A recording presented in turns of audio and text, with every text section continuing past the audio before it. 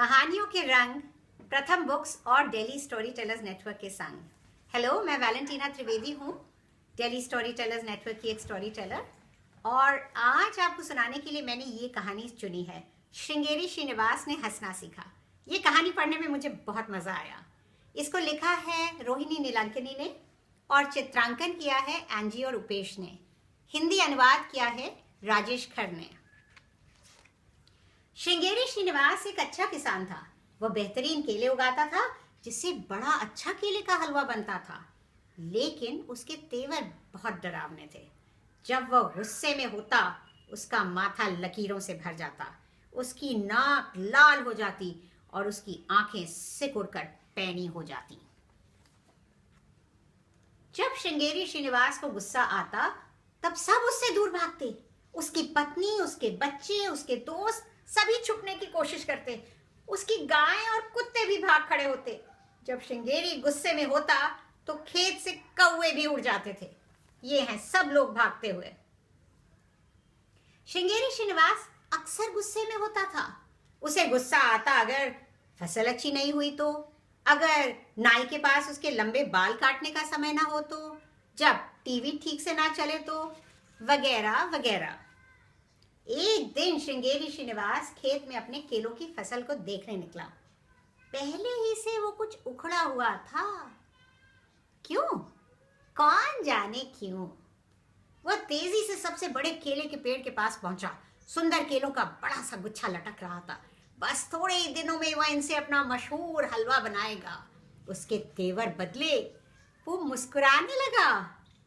तभी पास के पेड़ से बंदरों का एक झुंड झूलता लटकता वहां पहुंचा। लाल कूलों वाला सबसे बड़ा बंदर ठीक उसी केले के पेड़ पर आ कूदा जिसे श्रृंगेरी श्रीनिवास निहार रहा था। उसे फिर गुस्सा आया। उसकी भवें सिकुड़ती गई। इतना गुस्सा उसे पहले कभी नहीं आया था।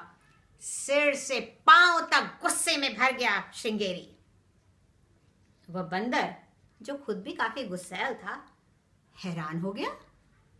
उसने कभी गुस्से का ऐसा रूप नहीं देखा था। उसके पंजे से एक आधा छिला केला छूटकर गिर गया। फिर कुछ और केले गिरे। उसके बगल वाले पेड़ पर उसने छलांग लगाई। वहां से अगले पेड़ पर छलांग लगाई।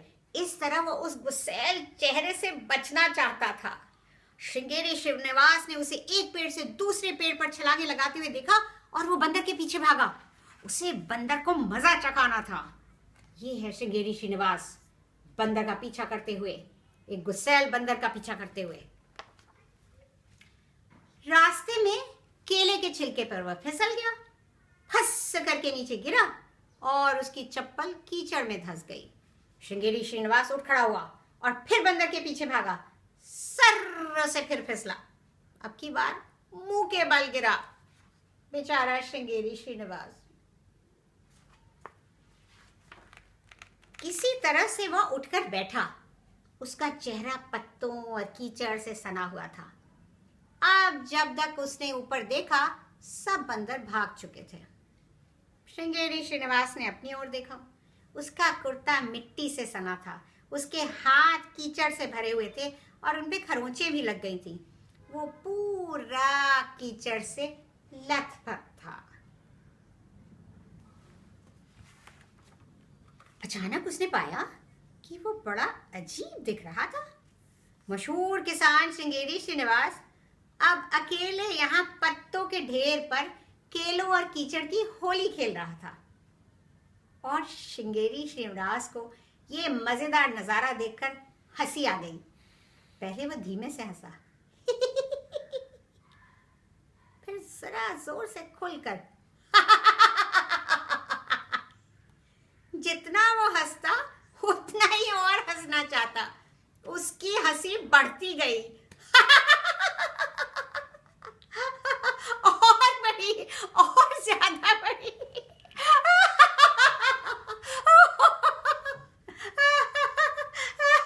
उसने हंसते हंसते पेट पकड़ लिया और कीचड़ में लोट-पोट हो गया।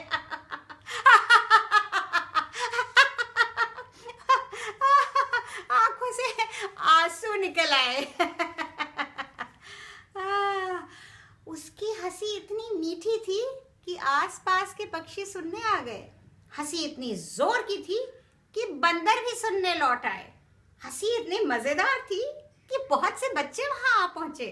हंसी ऐसी थी कि उसका पूरा परिवार भी सुनने के लिए इकट्ठा हो गया।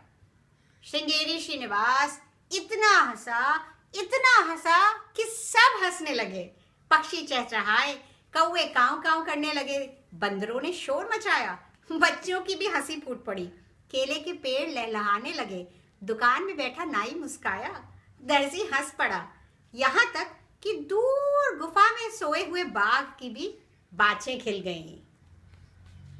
ये देखिए सब लोग हंसते हुए। अचानक श्रृंगेरी का हंसना थमा। उसके आसपास हर कोई खुश दिख रहा था, हर चीज खुश नजर आ रही थी। वो भी खुश था। आओ घर चलते हैं, उसने कहा और अपने बच्चों का हाथ थामा।